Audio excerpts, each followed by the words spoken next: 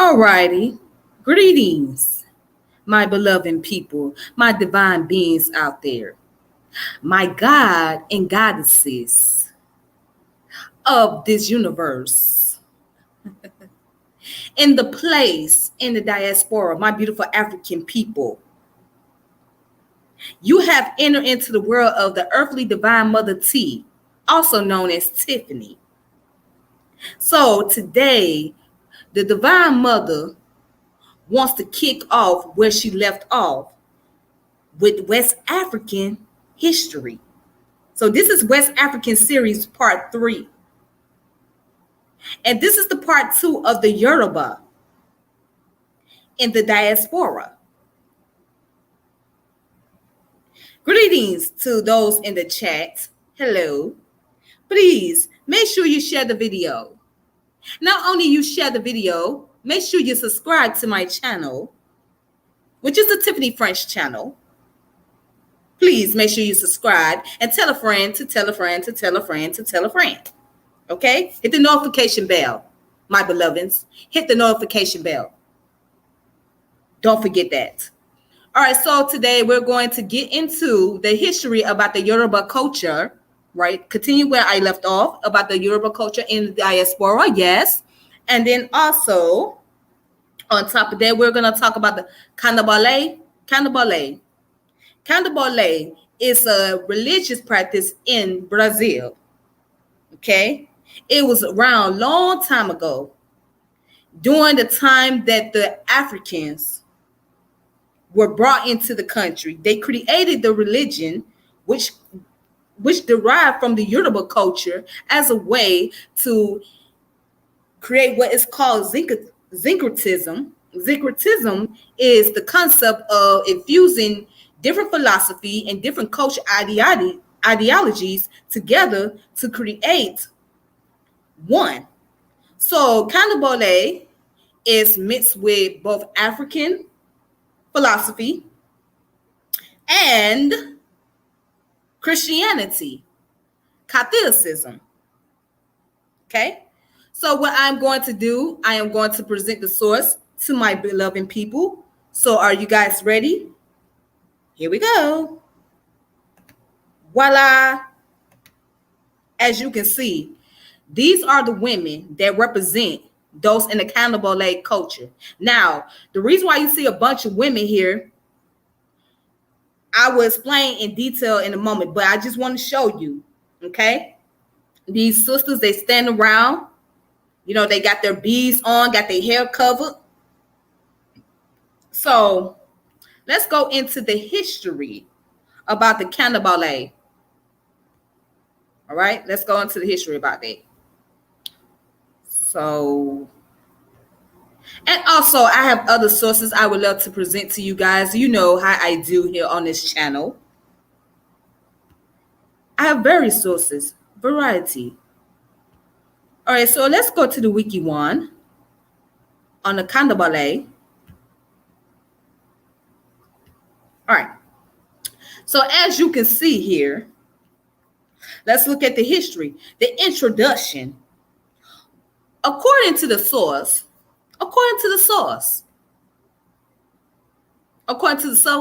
my beloveds, my divine beings, my kings and queens, my God and goddesses, supreme beings, knowledge and wisdoms. What is Candomble? Candomble is a dance in honor of the gods. It's an Afro-Brazilian religion that develops in Brazil during the early 19th century. It arose through a process of syncretism, which I explained to you guys just before a few seconds ago, between the traditional Yoruba religion of West Africa and the Roman Catholic form of Christianity. There is no central authority in control of the movement. Candomble is monotheistic, involving the veneration of spirits known as Orisha, who work as intermediaries for the supreme being called Olodumare, if I'm saying it right. These are often identified both as Yoruba Orisha as well as Roman Catholic saints. Various myths and stories are told about these Orisha. As an oral tradition, it does not have holy scriptures.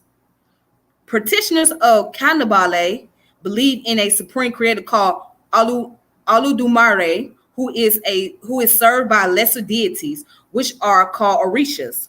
Every practitioner is believed to have their own tutelary Orisha, which controls his or her destiny as a protector. Music and dance are important parts of Candomble ceremony, since the dance enable worshippers to become entranced with the Orishas. In the rituals, participants making offers like minerals, vegetables, and animals. Candomble does not include the duality of good and evil. Each person is required to fulfill their destiny to the fullest, regardless of what that is. All right. Then it goes on to say, Candomble developed among Afro-Brazilian communities amid the Atlantic slave trade of the 16th to the 19th century. It arose through the blending of the traditional religions brought to Brazil by enslaved West and Central Africans. The majority of them Yoruba, Fon, and Bantu, and the Roman Catholic teachings of the Portuguese colonialists who then controlled the area between 1549 and 1888. The religion developed in Brazil, influenced by the knowledge of enslaved African priests who continued to teach their religion, their culture, and language. In addition, Candomble absorbed elements of Roman Catholicism and includes indigenous American tradition. Candomble is practiced primarily in Brazil and is also practiced in other countries, including Argentina, Uruguay, if I'm saying it right, Paraguay, and Venezuela, having as many as 2 million followers. Now, let's talk real quick. Brazil has a strong population of African people. So there's a lot of African descended people in Brazil, okay? Especially in this capital of Janeiro, or Janeiro, if I'm saying it right. So, yeah, it's a very strong African population out there. So African spirituality is very heavy in the country. It's very heavy. And so the Yoruba culture is very dominant within the Brazilian spirituality and in the culture in itself. Okay? So now let me continue. Okay, let me go. All right. So let's look at definition and terminology. We already went over that, so there's no need.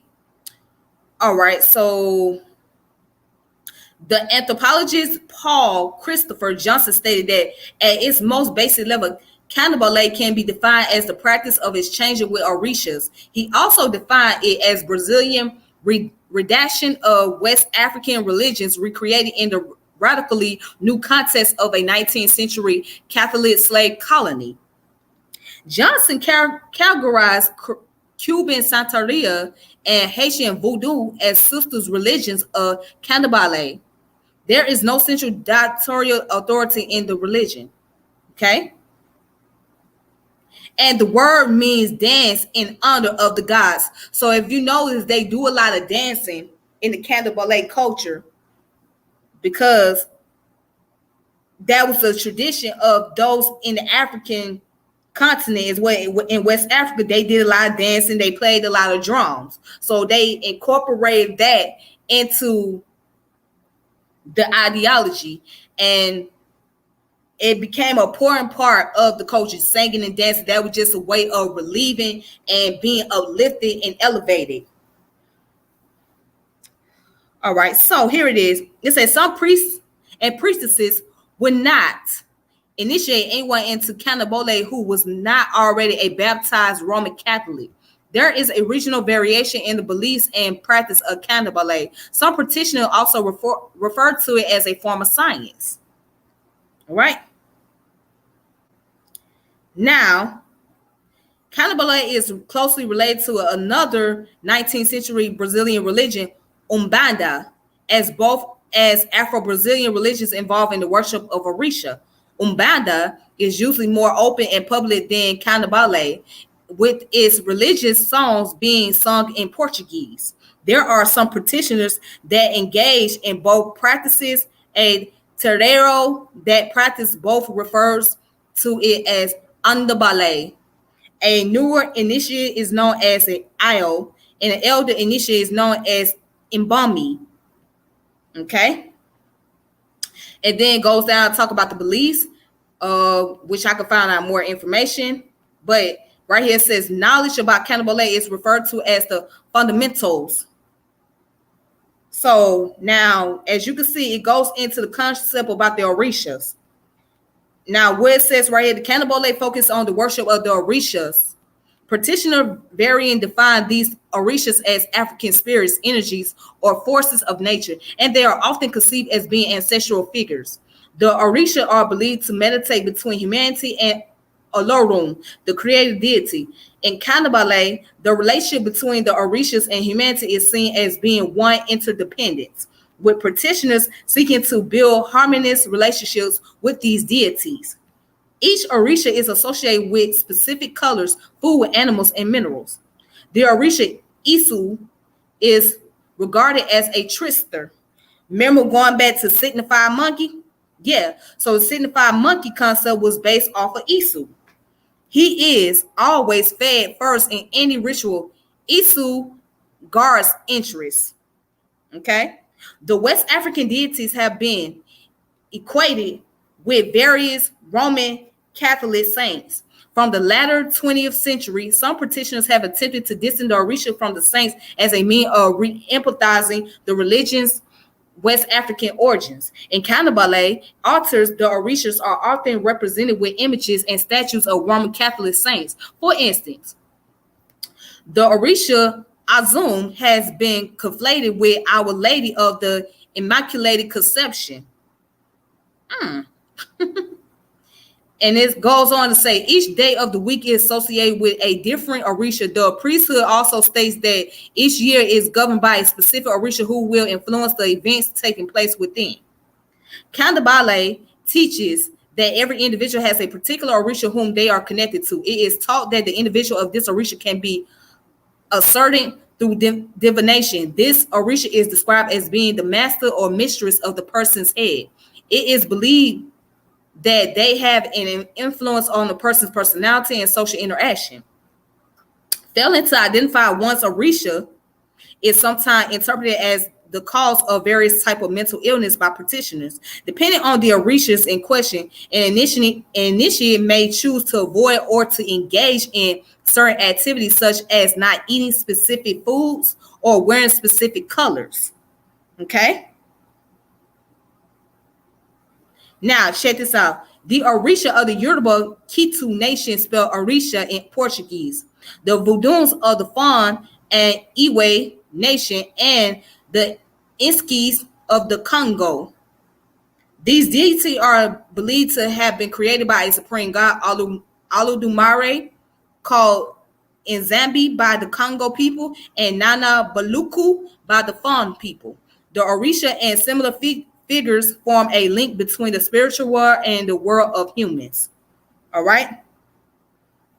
So let's skip a little further down. All right, it says a person's character or personality is strongly linked to their deity. Collectively, ancestors are called Igum in Brazil. During important ceremonies, priests and priestesses masquerade as Baba Igum, and specifically choreographed dances will be performed in order to become possessed of each ancestor spirit. Birth and the dead, the other world of the ancestor, is called Orum. All right, now, are y'all following me? Cool. Let's go. So now it says ashes. Candomblé teaches the existence of a force called ashes or ashe. Walter described this ashe, the spiritual force of the universe, while Johnson described it as a creative spiritual force with real material effects. Practitioners believe ashe can be transmitted and that a human can have a growing or diminishing supply of it. Practitioners believe that they can attract and share ashe during ritual acts. Okay, so for those who don't know what ashe is basically like saying, it's similar to saying amen, but it's also a form of saying agree, let it be, or I agree. So that's what ashe is. It's like saying basically amen, or just let it be, or in agreement. All right, so now let's get into the concept about the morality, ethnicity, and gender roles. All right. The teachings of Candomblé influence the daily life of its practitioners. Problems that arise in a person's life are often interpreted as resulting from a disharmony in an individual's relationship with their Orisha. All right, and then we read about the part that it does not look at the concept of good opposed to evil. Okay. It says Candomblé teaches that any evil a person causes to others will return to the first person eventually. All right, now it says Igum are important in regulating the moral code of Candomblé practitioners. It is their responsibility to make sure that moral standards of the past are continued in the present. This is regulated during worship ceremonies. When a person becomes possessed of their ancestor spirit during the ceremony, they act out scenes from the community to highlight both good and bad action in a sort of public tribunal. It says male and female polarity is a recurring theme throughout Candomblé. Many roles within Candomblé are linked to members of a specific gender. For instance, both animal sacrifice and the shaving of an initiate's heads are usually reserved for male practitioners, while female practitioners are typically responsible for domestic duties and maintain the ritual space. Such division mirrors broader gender norms in Brazilian society. However, women can still wedge significant power as the head of the terreiros, right? So just like you got the priests, you got the priestesses. Okay, yes, you got women that are the elders. All right, there is evidence that Candomblé encouraged form of sexual and gender non-conformity at odds with mainstream Brazilian society. Although many prominent male priests in the religion have been heterosexual, there is also a pervasive stereotype that the majority of Candomblé male practitioners are homosexual. Male homosexuals have described the religion as offering a more welcoming environment for them than forms of Christianity practiced in Brazil. They, for instance, have cited stories of relationships between male orishas such as Azasi and Asan, and affirming male same-sex attraction. Okay, so in some of the tradition, they do allow the homosexuality, those who are homosexual and those who are gender non-conformity. And for those of you that don't know what gender non-conformity is, that's when people don't identify as a specific gender. Right. So people don't identify, like you got a person that may not identify as a male, or they don't identify as a female. They identify either or, so they're not set to one gender, basically. I know it don't really make sense, but yeah, that's what non-conformity gender is. Yeah, that's the social politics. Let's put it like that, social politics. All right, so that's a whole nother topic. All right. So practices. Johnson noted that some practitioners regard Candomblé as a religion of right practice instead of right doctrine, and that performing its rituals are deemed more important than believing in the Orishas. Johnson noted that Candomblé devote little attention to abstract theologizing. Rituals are often focused on pragmatic needs regarding issues as prosperity, health, love, and fecundity. Those engaging in Candomblé include various initiates of various degrees and non-initiates who may attend events and approach initiates seeking help with various problems. Johnson categorized Candomblé as a secret society. Okay. And the houses of worship. All right, so here's a picture, a prime example. I'm going to Now that's the prime example right here. Okay. And let me show some more pictures. All right, there's the women. All right, there's the statue of an ancestor of indigenous ancestor on the altar. There's another statue. And there's the petitioners, the women. Okay. And this is like the sacred house of worship. All right. Okay. There we go.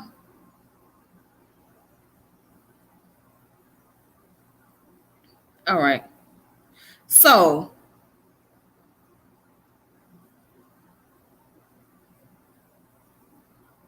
now it says Yoruba is used as a ritual language. Although few practitioners understand the meaning of these Yoruba words, there are no specific sacred texts. Ritual objects are regarded as losi and accumulators of ashe. Although these supplies need replenishing at various intervals. Each terrero is also regarded as having its own ashe, which is strengthened by the numbers of initiates it has and the number of rituals it carries out. Okay. So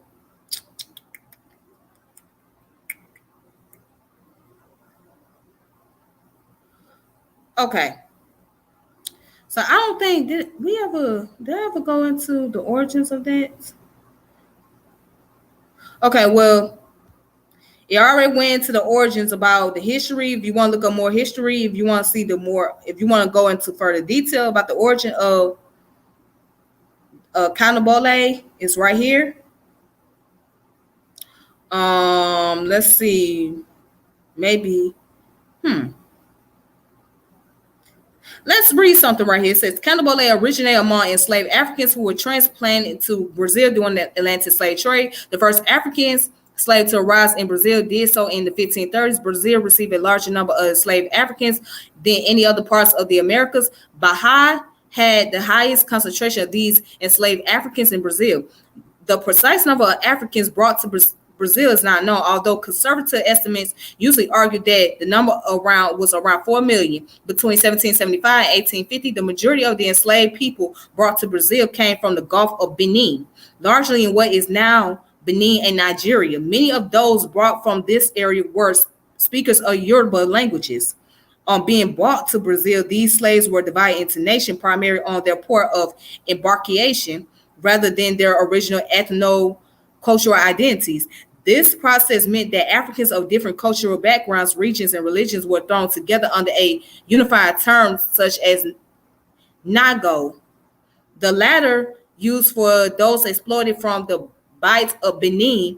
This meant that the deities venerated in different regions in Africa were brought together as part of the same pantheon.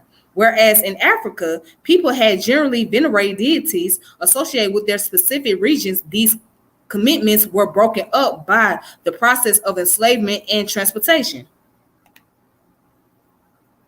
So basically, when they got to Brazil, right, all these different groups, it wasn't just the Yoruba people, okay? It was the Iwe people and the Fon, all these different tribes. When they were brought to Brazil, to the Americas, they were bunched up together. So you couldn't separate. They couldn't separate themselves. They couldn't make a distinction. So they was all bunched up as one. And they were under one umbrella term, which basically would be Negro, black. So once again, once our people got here to America, it wasn't no, okay, you Yoruba, your Iwe, your Fon, your Hausa, you Fulani, your Wolof. It wasn't none of that no more. You're bunched up together, now you're one. And you got to deal with each other as one. That's how it was. They didn't care about, these white folks didn't care nothing about what tribe you came from. In their eyes, you were still black. You were still a nigga. They didn't care nothing about that. That shit didn't matter to them. They just bunched us all up together. So that's why if you look at your DNA test and you look at your result, you will see that you have different tribal lineage that comes from various places, all because of how our ancestors were taken from various parts. They weren't just taken from one region or one country. They were taken from various parts of the country and brought here together. Okay? All right? All right. All right, then. So now I'm going to have to skip down a little bit. Okay? And let's look at the Candomble nations. All right, as you can see, Brazilian slaves came from a number of African geographic regions and ethnic groups, which we know as tribes, including Umbundu, Yoruba, Igbo, Congo, Fon, and Iwe. Slave handlers classified them by the shores of embarkment, so records of ethnicity may not have been accurate, and as captives were often transported overland away from native areas before being loaded on ships. As the religion developed semi-independently in different regions of Brazil among different African ethnic groups, it evolved into several branches or nations. These are distinguished chiefly by their set of worship deities, as well as the music and language used in the ritual. Okay? And the division into nations were also influenced by the religious benefits, brotherhoods. Let me see how much time I got on here left. All right. Yeah. Organized by the Catholic Church among Brazilian slaves in the 18th and 19th centuries. These fraternities organized along ethnic lines to allow priests to preach who had learned the slaves' native language, provide a legitimate cover for slave reunions. Ultimately, they have aided the development of Candomble. The following list is a rough classification of the major nations and subnations and their sacred languages. Kitu is the Yoruba language known as Uruba or Nago in Portuguese. Nagos derived from anago, a derogatory term used by the Dahomey people to refer to Yoruba-speaking people, specifically of the Oyo heritage, many of whom were sold as slaves to Brazil. Ifa and Ijesa in Baja, Nago or Iba in Pernambuco, Io Ijesa or Batik de Nago in Rio Grande do Sul, Minha Nago or Tabar de Minha in Marajo, Zamba in Alagos and Pernambuco. Okay. Bantu, Mr. Bantu, Kikongo, Kimbundu language, Kambako, half indigenous American and European. All right. JJ, Fon, and Jin language. Minya J, Babaku, Fonfon in Panama. All right. And as in 2012, the Nago Nation has been described as the largest. All right. So as you can see, that's all from this source right here. So you can look up more information if you want to look up. So you can see also Candomble JJ. You also see Candomble Ketu. All right. And then you got the Candomble Bantu, as you can see. And then the references are all the way down here. And the sources is down here as well. So you can look up the sources. And then you can find books, which I am going to present. And there we go. Okay. All right. So I'm going to stop right there. All right. So I just want to show something real fast.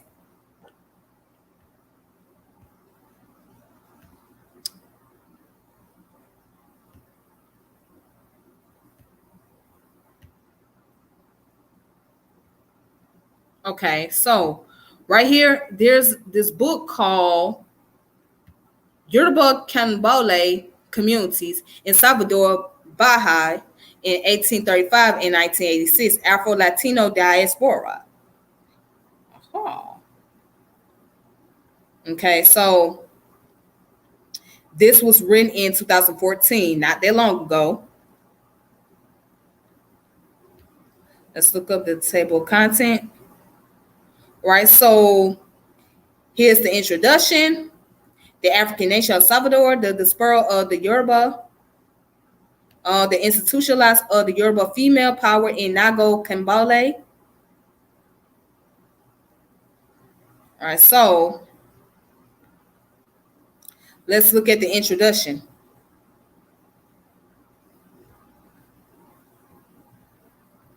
Oh, shit.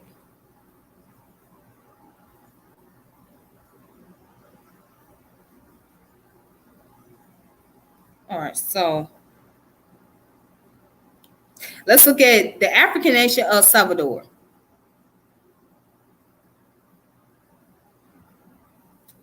All right, so it says, off in the distance, he could hear his children calling him the way they had. The Sare had been played, the doors opened by his faithful messenger, and the rhythm begun to call him closer. It was much further away than usual, but distance could not prevent him from hearing it still. Breaking through the mist, he descended into one of his favorite cavalejos, an old woman long dedicated to his service as he took control of his ride, and looked up for the first time. Olasa had woken up in Bahia. How the children of Olasa, some of whom he had known for decades, some only recently, had come to call him from such a faraway place is a story not forgotten but rarely told. Gazing down onto the Bay of All Saints from atop the Cidade Alta of Salvador, the legacy upon which modern Brazil was built still stands for to see. The old slave dungeon, the point of entry for countless numbers of enslaved Africans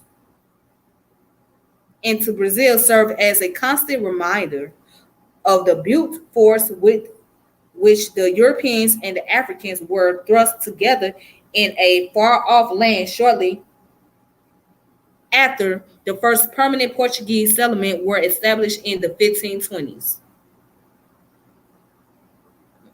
All right, and then goes on to say, as the indigenous population turned out to be a rather unreliable and oftentimes politically incorrect form of slave labor, the Portuguese turned to their long-standing commercial ties with the kingdom along the coast of West Africa to provide the solution they were seeking. Beginning in the 1550s and continuing until the middle of the 19th century, the Atlantic slave trade into Brazil would last close to 3 centuries and result in the importation of anywhere between 3.5 and 6 million captive slaves into the region. Slave ships loaded down with tobacco, sugar, mayak, beans, flour, rum, cloth, and meats made the return trip directly to Salvador, loaded down with human cargoes destined for sale on the auction block, along with small amount of dende, rice, ivory, gold, and other products from Portuguese trading posts as far away as Asia. All right. And so that's the information of this book right here. So you can check this out if you want to learn more about the Yoruba Candomble communities in Salvador. All right. There we go. From Miguel Alonso. Okay. All right. So also, I want to show you another information.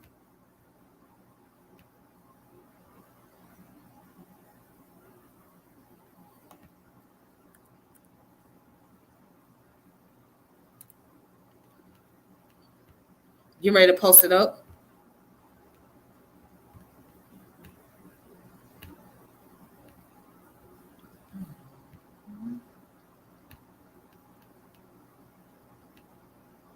All right, so this information right here is called Afro-Caribbean religion.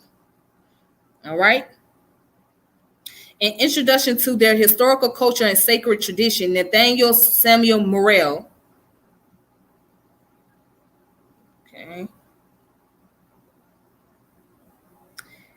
And this book was written in 2010. That's not, again, that's been recently. So, and you can look up the introduction. Part 1, African Nation, Historical Roots of Afro-Caribbean Religion. And as you can see, Yoruba, Fon, Iwe, Ashanti, Congo Cultural History. Right. Let's go down to here where it says the Creole religion of Southern Caribbean. All right. So let's go down, skip down to that page. Dancing to Orishas Aze in Cambole.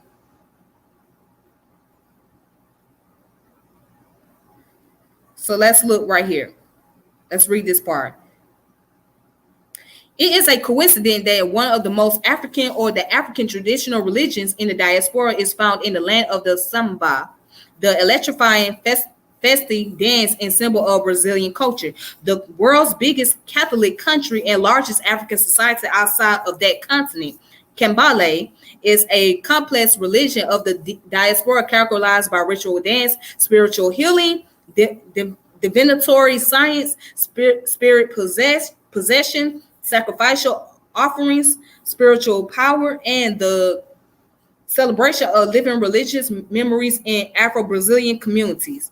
Candomble is so internationally known as a vibrant and enduring legacy among African cultures in the Americas that it is called the locus catalyst in the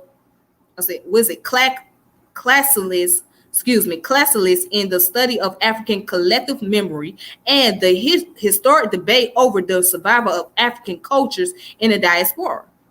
Scholars have established that the academic argument that Africans were completely stripped of their social heritage and retained no African language, social organization, or religious culture, and that the nature of the slave trade and the socially disrupted immigration process of the Yoruba essentially preclude any wholesale transfer of African religion to the New World cannot be true of Brazil. All right, it says Candomble emerged from high colonial times with some of the strongest African tradition in the Americas. Scholars study and measure Africanism in the religion and clearly differentiate them from Indian, Roman Catholic, and Macumba and spiritualist cultural elements in Brazil. The cosmological system of gods and spirits, the ceremonies of ritual performance, the music, dance, and sacred medicine are all African in origin. Also identify are several features that distinguish Candomble as uniquely African among religions of Brazil: the active and systematic worship of a number of sacred entities, the feeding of the spirits and maintaining of sacred liturgical objects that represent spiritual forces, the wearing of the ritual garments in sacred precinct of Candomble terreiros, the initiation of new members and ritual performance, and the practice of trance possession as an important cultic phenomenon. All right. So this goes into more details about the various religious practice or very religion that is within the Caribbean. Now it's interesting they call it the Afro-Caribbean community, right? Well, let me explain why. Because a lot of African descendant people from South America, they have a very close ties with the Caribbean. So let's say people from, what's the country? Not Grenada, but what's the name of the country out there?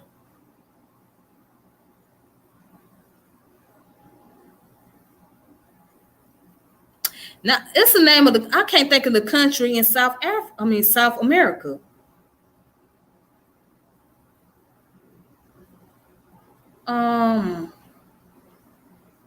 It's not Grenada, no. What's the name of the country in South America?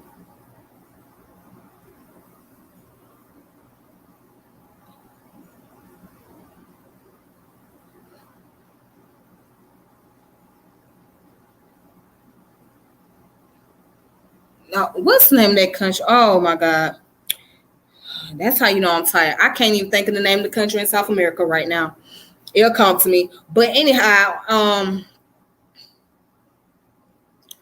what was the name of the country? Let me look that up. Hold on. Give me 1 second.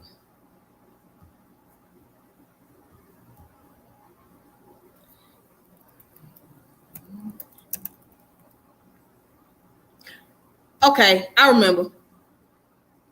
All right, the name of the country in South America is Guyana. That's the name, Guyana. Yeah, so the people in Guyana have a closely tied relationship with those in the Caribbean, especially those in the Barbados. So they think of themselves as being Caribbean more so than being South American. So it's just very interesting how they put that Afro-Caribbean religion, because a lot of those people, especially those from Guyana, see themselves as being Caribbean versus being from the Americas. Interesting, right? But anyways, that's that source of information. So let's go to last but not least.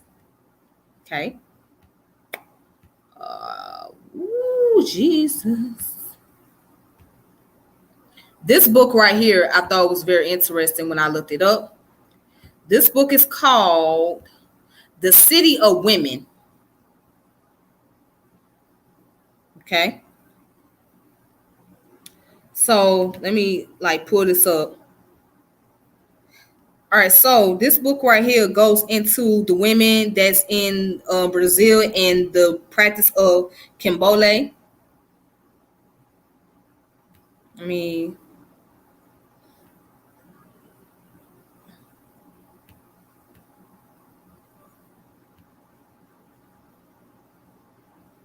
all right, so let's look at chapter 1.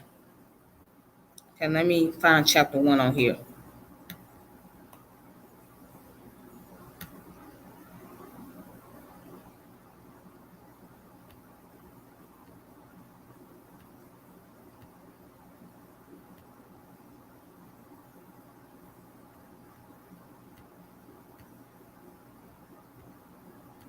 Okay, so I always like to go to the beginning of the page.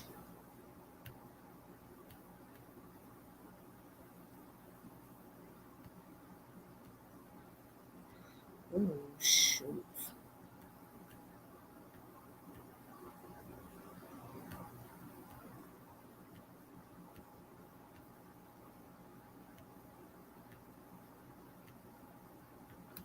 Okay, so let me. All right, so this is chapter 1, and this book was written by Ruth Landes. All right, so she's giving her account and experience of being in Brazil and the women in the Candomble culture. So this is what she wrote. Shortly before,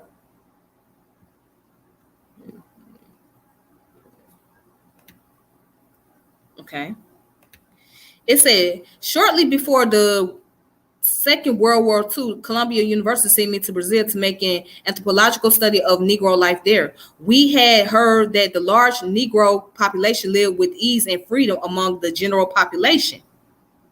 And we wanted to know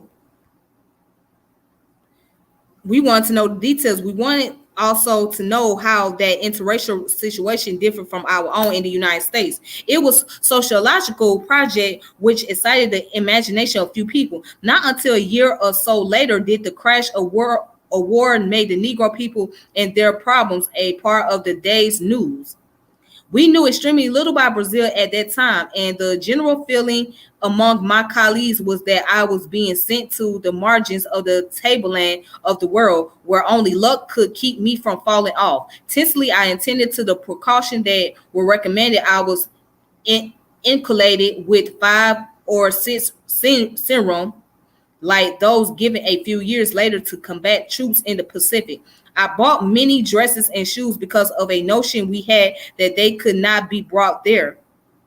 One whole trunk was filled with soap and other toilet articles, so that later the customs in Rio debated whether to charge me the duty regularly levied on commercial merchandise. They abandoned the idea only after I persuaded them to verify my letters of introduction to the International Health Division of the Rockefeller Foundation. I was instructed in the conduct proper to young ladies in a Latin country. So I'm not going to go in further more details with this book, but if you want to read it, the name of it is called The City of Women by Ruth Landes, right? So it goes into the life of the Brazilian women and the culture, religion, and all that good stuff. So she basically give her accounts of what her personal experience was like traveling. So the author is giving her account on Brazil and what she learned and what was it like for her to travel. All right. So with that being said, I want to thank you guys for watching. Okay. And I hope you all have a wonderful evening. Until next time, Earthly Divine Mother T gotta go. So now that Earthly Divine Mother T gotta go, my beloved, my divine beings, thank you all for tuning in. So, but please make sure you share the video and also make sure you hit the notification bell and make sure you subscribe to the channel. Until next time, the Divine Mother has left and she has ascended, but she will descend soon. Okay? All right, stay connected. Peace now.